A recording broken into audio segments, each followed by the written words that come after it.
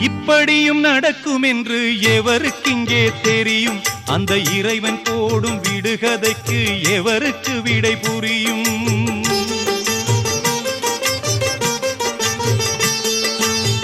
இப்படியும் நடக்கும் என்று எவருக்கிங்கே தெரியும்? அந்த இறைவன் போடும் விடுகதைக்கு எவருக்கு விடை புரியும்? இது யார் செய்த பாவம்? பதில் யார் சொல்லக்கூடும்?